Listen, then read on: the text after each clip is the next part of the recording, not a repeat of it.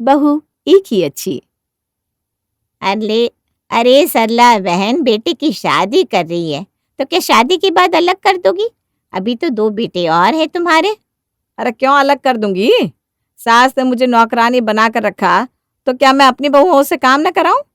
अरे तीनों बेटों की शादी बस कुछ ही महीनों में कर रही हूँ। खैर चलती हूँ, बहुत काम है। सरला बहन के 3 बेटे थे। बड़े धूमधाम से बड़े बेटे की शादी होती है। शादी के बाद बुआ सास, अरे भाभी 3 बहुएं आएंगी ना तो तुम पागल हो जाओगी। हमारा अच्छा है, एक ही बेटा है, एक ही बहू है। अच्छी है तो भी एक बुरी है तो भी एक। अरे रहने दे, 3 बहुएं आएंगी, खूब सेवा करेंगी मेरी। अरे हाथों हाथ लेंगी मुझे, हाथों हाथ उठने भी नहीं देंगी, बेड पर बैठे बैठे मेरा सारा काम हो जाएगा। भगवान करे ऐसे ही हो, लेकिन आजकल का ज़माना कुछ कह नहीं सकते, ना ही आजकल की लड़कियों का। पता नहीं बैठ के खिलाएगी या बैठ कर खाएँगी। सरला को सभी कहते थे बहू एक ही अच्छी, लेकिन सरला की जिद थी कि वो तो तीनों के साथ एक ही घर में रहेगी। अभी भी समय है, बड़े बेटे की शादी हुई है, उसको अलग कर दो। साथ में रहोगी तो सर दर्द है। उससे अच्छा है काम वाली रख लो। जब मिलने जाना प्यार से मिलना, साथ रहने पर ना किचकिची होती है। पर सरला किसी की बात नहीं मानती और एक एक करके उसकी 3 बहुएं आ जाती हैं। अरे माहेश्वरी, तू क्यों ये सब्जी काट रही है? दे दे उस बुढ़िया को, सारा दिन ऐसे ही बैठी रहती है। सब्जी तो काटे कम से कम। सास सावित्री की बात सुन लेती है और कमरे में आती है। अभी देखना, माहेश्वरी बहू कमरे में आएगी और मुझे सब्जी पकड़ा कर कहेगी, माँ जी सब्जी काट दीजिए। तभी माहेश्वरी बहू कमरे में आती है। माँ जी ये सब्जी काट दीजिए। हाँ और नहीं तो क्या, ला मैं बुढ़िया सारा दिन ऐसे ही तो बैठी रहती हूँ, सब्जी तो काट ही सकती हूँ। हाँ दीदी भी यही कह रही थी। वैसे उनकी बात भी सही है। सारा दिन बैठे-बैठे ना आपकी हालत खराब ना हो जाए, इसलिए अच्छा है कि आप भी थोड़ा बहुत काम करती रहें। वैसे कब आ रहे हैं देवर जी हनीमून से? आते ही निकल गए। हमें तो पता भी नहीं कि हमारी छोटी देवरानी कैसी है। पता तो मुझे भी नहीं है, पर तुम दोनों को देखकर अब मुझे डर लग रहा है। क्या कहा माँ जी? अरे कुछ नहीं, ला मैं सब्जी काट के देती हूँ, जा यहाँ से अब। बहू वहां से चली जाती है। सरला पति की तरफ देखती है। मैंने तो पहले ही बोला था, बेटे अच्छा कमा रहे हैं, इनको अपने अपने रास्ते भेज दो। लेकिन तुम ही हो ना, अब भुगतो। अभी तो सिर्फ बुढ़िया बोला है मुंह पर, न जाने और क्या क्या बोले। रहने दो ठीक है, कोई बात नहीं। सभी बहुएं सास को पीछे से बुढ़िया ही कहती है। मैं भी तो तुम्हारी माँ को यही कहती थी ना, अब बुढ़िया हूं तो वही कहेगी ना। सब्जी तो काटना है तो बैठे बैठे काट देती हूँ, कम से कम बाकी का सारा काम तो ये लोग करेंगे। अब तो मुझे डर लग रहा है छोटी बहू भी कहीं ऐसी ना हो। देखो मैंने तुम्हें पहले ही कहा था इन लोगों को अलग कर दो, और अब अगर तुम इन लोगों को अलग नहीं कर रही हो तो मेरे सामने इनकी बुराई तो मत किया करो। खुद तो तुम टेंशन में रहोगी, मुझे भी टेंशन देती रहोगी। मेरा बुढ़ापा मैं आराम से काटना चाहता हूँ, इस सास बहू की झिकझिक में मुझे मत घसीटो। सरला हैरान, ये क्या? जिस पति के साथ सोचा था बुढ़ापे में बैठकर खूब सारी पंचायत करेगी, वो कह रहा है अपने काम से मतलब रखो, और अपने काम से मतलब रखूंगी तो बुढ़ापा कैसे कटेगा? गायत्री, अरे नहीं नहीं सावित्री, अरे क्या नाम है तुम्हारा? नाम तो मेरा सावित्री है, बड़ी बहू हूं मैं आपकी, ऐसे कैसे मेरा नाम भूल गई? तुझे मेरा नाम पता है क्या है? पता है, सरला नाम है आपका। बात क्या है सीधी सीधी बताइए, पहाड़ा मत गिनाइए। जब नाम मेरा पता है तो मुझे बुढ़िया क्यों बोलती है, बता। अभी तुझे चुड़ैल बोलना शुरू कर दूं क्या? अरे वाह, मतलब धमकी देनी भी आती है आपको? बोलिए ना चुड़ैल, बोलिए ना, और कुछ बोलिए, मुझे कोई फर्क नहीं पड़ता। हाँ वो तो दिख ही रहा है कितनी मोटी चमड़ी है तेरी। जा जाकर मेरे लिए चाय लेकर आ। सावित्री चाय लेकर आती है। सास जैसे ही पीती है थूक देती है। तुझे पता है ना मुझे डायबिटीज है, फिर भी ये चीनी वाली चाय क्यों दे रही है? जो चाय घर के दूसरे मेंबर्स के लिए बनाऊंगी वही तो दूंगी। अब अलग से थोड़ी ना मैं अपना स्टेमिना चाय बनाने में लगाऊंगी। बस यही काम रह गया क्या मुझे, और कोई काम नहीं है? माँ जी देखिए, ज्यादा सास बनने की कोशिश मत करिए मेरे आगे। बिना चीनी की चाय पीनी है तो खुद उठकर बना ले, और मुझे भी एक कप दे देना। वो क्या ना, शुगर कम लग रहा है, पहले तो शरीर में ही था, अब आपके जैसी सास मिलने के बाद जिंदगी में भी लग रहा है। सास हैरान बहू की तरफ देखती है कि ये क्या हो गया।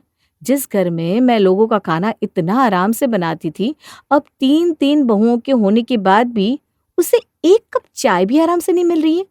तभी बुआ सास आती है। अरे सावित्री बहू, क्या हाल है? जा 2 कप बिना चीनी की चाय बना कर दे और सुन पकौड़े तल लेना। दोनों अंदर चली जाती हैं और सावित्री पैर पटकती वहां से चली जाती है। सारा काम मजली बहू महेश्वरी को बता देती है। महेश्वरी चाय पकौड़े लेकर सास के कमरे में पहुंचती है। यहाँ रख दे बहू। वैसे माँ जी बुरा मत मानना, मुझे लग रहा है मैं घर की बहू कम वेटर ज्यादा बन गई हूँ। और बुआ जी कैसे आना हुआ? आप भी मजे लीजिए, हमारे सभी ले रहे हैं। वैसे आप अच्छी हैं, एक ही बहू वाली है, नहीं तो हमारे घर का हाल क्या ही बताए। बड़ी वाली भाभी सारा काम मेरे सर पर डाल देती है, छोटी वाली उसका तो हनीमून खत्म ही नहीं हो रहा। पता नहीं कहाँ फंस गई मैं शादी करके। दोनों बहुओं ने मिलकर बहुत ही आतंक मचा रखा होता है। लेकिन अब एंट्री होती है तीसरी बहू की। माँ जी, आज तो मैं बहुत थक गई हूँ, कल से घर का काम करूंगी। सास, जिसको पहले से ही बहुओं का एक्सपीरियंस अच्छा नहीं था। तेरी मर्जी बहू, कल से कर ना कर, तेरा घर है, तू जाने, मैं सोने जा रही हूँ। शिल्पा, जिससे ये उम्मीद होती है कि उसकी सास एक अच्छी औरत है और वो बहुत अच्छे से अपने घर पर रहेगी, सास के इस रवैये से थोड़ी दुखी हो जाती है। अगली सुबह, शिल्पा, आज तुम्हारी पहली रसोई है तो आज कुछ मीठा बना के खाना बना दो। मीठा तो मैंने हनीमून से जाने से पहले ही बना लिया था, अब बार बार मीठा थोड़ी ना बनाऊंगी। खाने में क्या बनाना है बता दीजिए, मैं सब्जी अच्छी बनाती हूँ, सब्जी बना दूंगी, रोटियां आप बना लीजिएगा। घर की बड़ी बहू सावित्री ये सुनकर तो जैसे उसका गुस्सा 7वें आसमान पर पहुंच गया। तुम दोनों के होते हुए मैं रोटियां बनाऊंगी? बड़ी बहू हूं मैं इस घर की, सब्जी तुम बना लो, मैं मछली को बोलती हूँ रोटियां बना लेगी, बाकी सासू माँ को और सबको खाना मैं लगाऊंगी। शिल्पा देखती है कि सावित्री बहुत ही गुस्से से सासू माँ को खाना लगा रही है। शिल्पा को ये बिल्कुल अच्छा नहीं लगता। आप रहने दीजिए दीदी, मैं माँ जी को खाना लगा देती हूँ। तो भी रहने दे, पता नहीं कैसी तीनों बहुएं आ गई है, ऐसा लगता है जैसे इस घर में सबके लिए बोझ बन रही हूं मैं। नहीं नहीं माँ जी, आप कैसी बात कर रही हैं? आप हमारे पति की माँ हैं, बोझ कैसे हो सकती हैं? शिल्पा की फिल्मी बातें सुनकर बाकी 2 बहुएं हंसने लगती हैं। देखा, मैंने कहा था ना। वैसे भी क्या गलत बोल रही थी मैं? ये नहीं रहती तो हम तीनों बड़े आराम से रह रहे होते। ना रहती मतलब कहाँ जाएंगी ये? अरे वहीं जहां सारे बुजुर्ग जाते हैं। शिल्पा को सावित्री की बात पर बहुत गुस्सा आता है। वो सास को खाना चुपचाप खिलाकर अपने कमरे में चली जाती है। सास, जो कि इतने महीनों से दोनों बहुओं के चक्कर में पीस रही होती है, उसे शिल्पा पर भी विश्वास नहीं होता कि वो अच्छी बहू हो सकती है। देखो ना तुम्हारी दोनों भाभियां कैसी हैं, माँ जी को कितना परेशान करती हैं।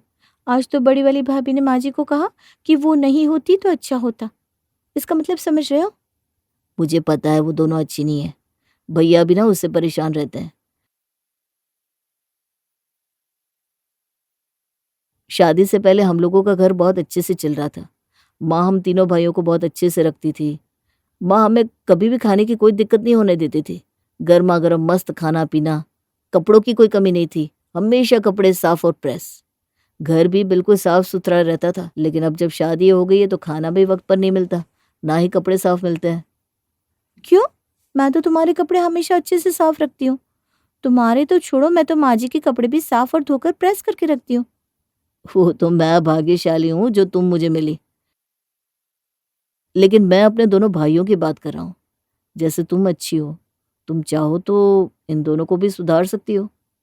मैंने भी यही सोचा है। मैं पूरी कोशिश करूंगी इन दोनों को एक अच्छा इंसान बना दूं, जैसे मेरे माँ बाप ने मुझे बनाया है। बिल्कुल सही बात, अच्छी और सच्ची बात करती हो तुम बिल्कुल मेरी माँ जैसी। शिल्पा अपनी तुलना माँ से देखकर पहले तो थोड़ी परेशान होती है, फिर नॉर्मल हो जाती है। अगले रोज सुबह सुबह शिल्पा सास के कमरे में चाय लेकर जाती है। अभी तो मैंने मुंह भी नहीं धोया, इतनी सुबह चाय लेकर आ गई। पर माँ जी, मैंने तो सुना है आप सुबह जल्दी चाय पीती है। पीती हूं नहीं, पीती थी, लेकिन तुम बहुओं ने मुझ में इतनी देर तक सोने की आदत डाल दी। अब जब तक चाय मिलती नहीं तो मैं देर तक सोती रहती हूँ। सुबह का वॉक, योग सब धरा का धरा रह जाता है। माँ जी, अब शुरू कर दीजिए ना। अब मैं आ गई हूँ, मैं आपकी मदद करूँगी। आपको जल्दी चाय दिया करूँगी, प्रॉमिस। देखती हूँ कितनी मदद करती है। वैसे सारी बहुओं की जात ना एक ही होती है। शिल्पा को सास की बात बहुत बुरी लगती है। फिर वो किचन में आ जाती है, जहाँ दोनों बहुएं आपस में बात कर रही थी। कल पता है माँ जी ने मेरे साथ क्या किया? मेरी माँ ने जो उनके लिए साड़ी दी थी ना, उसे उठाकर मेरे सामने काम वाली को दे दी। मुझे पता है भाभी, मुझे भी बोल रही थी, सावित्री के घर से जो साड़ी मिली है वो तो काम वाली भी ना पहने। अच्छा, फिर क्या हुआ? क्या हुआ क्या भाभी, सच में काम वाली ने भी नहीं ली, बिना सोचे वापस कर दी। बोल रही थी वो तो हमेशा अच्छी साड़ी पहनती है। काम वाली ऐसे बोल रही थी? अरे मेरी माँ ने पता है कितने बड़े शोरूम से साड़ी खरीदी थी। शोरूम से साड़ी लेना क्या होता है तुम लोग क्या जानो? फैशन का मतलब तो तुम लोगों के लिए सड़क पर पड़ी साड़ी पहनना ही है सिर्फ। अब क्या बोलना चाह रही हो भाभी? हम क्या सड़क छाप साड़ियाँ पहनते? और मेरी माँ ने जो साड़ी सासू माँ को दी है पता है, सासू माँ वो साड़ी पहनकर पार्टी में जाती है। हाँ, तो तुम्हारी माँ को शौक है पैसे खर्च करने का। मेरी माँ को पता है पैसों की कीमत क्या होती है। उनको पता है सास को कितनी भी अच्छी साड़ी दे दो, उनका मुंह ऐसा ही रहता फूला हुआ। दोनों बड़ी बहुएं सास की बुराई कर रही थी, तभी वहां शिल्पा आ जाती है। फिर शुरू हो गए आप लोग। अरे आप लोग ये क्यों नहीं सोचते कि जिस पति के बल पर आप लोग उछल रहे हैं, वो पति आपको आपकी सास ने दिया है। बड़ी बहू सर पर हाथ रख लेती है। लो, आ गई देवी फरिश्ता, रिश्तों को समझाने वाली मूरत। शिल्पा बहुरानी, तू तो खुद 3 महीने का हनीमून मना कर आ रही है, तेरा तो भाषण देना बनता है। लेकिन हम कहाँ गए थे हनीमून के नाम पर, पता है तुझे? पास की सब्जी मंडी। भाई हमारा हनीमून था 4 किलो आलू 2 किलो प्याज खरीदना। अरे हम तो वहां भी नहीं गए। तरस रही हूँ आज तक इनके साथ कहीं कभी तो अकेली चली जाऊं और 2-3 महीने रहकर आऊं। कुछ तो शर्म कर बोलने से पहले सोच ले। तभी वहां बड़ा जेठ आता है। तुझे पता है शिल्पा, जब मैंने माँ से कहा कि हमें बाहर जाना है तो उन्होंने तुम लोगों का नाम लेकर हमें रोक लिया। बोला वो लोग जब आएंगे तब चले जाना। और तुम लोग तो 10 दिन में आने वाले थे ना, लेकिन फिर देवर जी ने इनको फोन किया, वो और रुकना चाहते। तो पता है सासू माँ ने क्या कहा? यही कि सबके पास 1 महीना है, अगर तुम दूसरे महीने भी रुकी तो हम दोनों में से एक का हनीमून कैंसिल। दूसरे महीने में मैंने और तीसरे महीने में मजली ने अपना घूमना कैंसिल कराकर तुमको 3 महीने घूमने दिया। शिल्पा दोनों भाभियों की बात सुन रही थी, क्योंकि जेठ बीच में थे तो उसे उनकी बात पर विश्वास हो रहा था। तुम तो 3 महीने घूमी, इसके बदले में हम दोनों कहीं घूमने नहीं जा पाए। हमें फिर भी शुक्र था कि तुम लोग अपनी जिंदगी जी रहे हो। माँ को कौन समझाए शिल्पा, लेकिन ये तो कोई बात नहीं होती। सही बोल रही हैं दीदी, मेरी और इनकी अलग बॉन्डिंग है। हर शादीशुदा कपल एक दूसरे के साथ रहना चाहता है, इतना तो माँ जी को समझना चाहिए। समझना तो चाहिए, लेकिन वो नहीं समझती ना। उनका सगा बेटा होकर भी वो नहीं समझी। लेकिन हम लोग जो तुमसे कभी नहीं मिले थे, हमें ये लगा कि तुम छोटी हो, तुम्हें घूमना चाहिए, इसीलिए हम दोनों ने अपना हनीमून सेक्रीफाइस किया तुम्हारे लिए। अब बताओ हमने क्या गलत कर दिया? शिल्पा, जो अब तक अपने पति के आगे सास का दम भरती थी, वो अब दोनों भाभियों की बात सुनकर खुद ही बदलने के कगार में थी। उसे लग रहा था कि उसकी सास दोनों भाइयों के साथ गलत कर रही है। शिल्पा भाभियों से कुछ नहीं कहती और कमरे में चली जाती है और शांत होकर बैठ जाती है। क्या हो गया शिल्पा, आज बड़ी शांत हो? सब ठीक है ना? शिल्पा सोचती है वो क्या करे। अगर पति को माँ की बुराई करती है तो गलत होगा, लेकिन माँ क्या हरकत कर रही है ये पति को बताना जरूरी है, लेकिन कैसे? शिल्पा क्या हो गया? अच्छा ये बताओ, माँ को सब कुछ दे दिया ना? उनका खाना पीना कपड़े दवाई सब ठीक से कर दिया है ना? शिल्पा का मन करता है कि बोल दे, तुम्हारी माँ तो 1 नंबर की चालाक है, लेकिन हाँ मैंने सब कुछ कर दिया, तुम चिंता मत करो। और बताओ ऑफिस कैसा रहा? पति कुछ खास नहीं बोलता और शिल्पा से खाना लगाने को कहता है। सुनो, मेरा खाना माँ के कमरे में लगा दो, मैं और माँ साथ में ही खाना खाएंगे। क्यों माँ के साथ खाओगे? और हम सब तुम्हारा इंतजार कर रहे हैं। वैसे भी माँ तो खाकर सो चुकी है। कैसी बात कर रही हो? ऐसा हो ही नहीं सकता कि माँ खाना खाकर सो जाए। चलो मैं माँ के कमरे में जाकर देखता हूँ। शिल्पा पति के साथ माँ के कमरे में जाती है। माँ सो रही थी। माँ, उठो ना माँ, क्या हो गया? अभी सो रही हो? तो कब सोऊं बेटा, खाना खा चुकी हूँ, अब नींद आ रही है। लेकिन माँ, पहले तो तुम मेरे बिना खाना नहीं खाती थी, अब अकेले खाना खा लेती हो। क्या करूं बेटा, बहू के हिसाब से रहना पड़ता है। वो जब खाना दे तब खा लो, जब चाय दे तो उठ जाओ। माँ, शिल्पा ऐसी नहीं है। अब शिल्पा के साथ वैसे ही रह सकती है जैसा आप पहले रहती थी। अरे जाने दे, मुझे पता है वो कैसी है। वो क्या, सभी बहुएं कैसी होती है मुझे अच्छे से पता है। शिल्पा बहू भी ना अभी दिखावा कर रही है, कल को उसका भी मन भर गया तो वो भी मेरे साथ गलत व्यवहार करेगी। शिल्पा ये सारी बातें सास के मुंह से सुनती है। नहीं माँ जी, मैं ऐसी नहीं हूँ। मैं आपके साथ कभी भी गलत व्यवहार नहीं करूंगी। कैसे विश्वास कर लूं? पता है इन लोगों ने पैसे बचाने के चक्कर में अपना हनीमून कैंसिल कर दिया, और पड़ोसन से बड़ी बहू बोल रही थी, मैंने उन लोगों को जाने नहीं दिया। अरे तुम ही बताओ, आखिर मैं क्यों रोकूंगी? जिसे जहां जाने का मन है जाओ। शिल्पा का जेठ। अरे क्या रे बड़े बेटे, क्या रे बड़ा, बता जरा। शिल्पा का जेठ जो शिल्पा से ही अपनी माँ की बुराई कर रहा था। हाँ माँ, लेकिन भैया आप तो बोल रहे थे कि। जेठ कुछ नहीं कहता, वहां से चला जाता है। शिल्पा की सास शिल्पा के सामने मुंह बनाकर चली जाती है। देखा, सब एक जैसे हैं, सब बेकार। बहुओं ने मेरे बेटों को बिगाड़ दिया, मुझे तो किसी पर विश्वास नहीं है अब। जब शिल्पा सास के मुंह से ये सारी बातें सुनती है तो उसे गुस्सा आ जाता है। सासू माँ समझने को तैयार ही नहीं है। अब मैं भी उनको समझाना बंद कर चुकी हूँ। मैं भी तो वही कह रही हूँ, सासू माँ के अत्याचार से तंग आ चुकी हूँ। देखा तुम्हारी माँ कैसे मुझे 4 बातें सुनाकर गई। सुनो तुम, वो जो कह रही है वो सही नहीं है। देखो देखो, तुम जो सोच रही हो ना वो सही नहीं है। पता तो चल गया ना भैया और भाभी की सच्चाई। हाँ, वो तो पता चल गया, लेकिन एक बार को उनको हम लोगों पर विश्वास करना चाहिए था।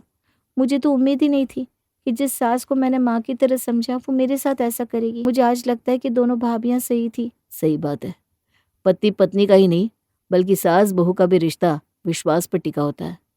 कितना अच्छा होता शिल्पा माँ की इकलौती बहू होती, क्योंकि अकेली बहू को कोई भड़काने वाला नहीं होता। खैर,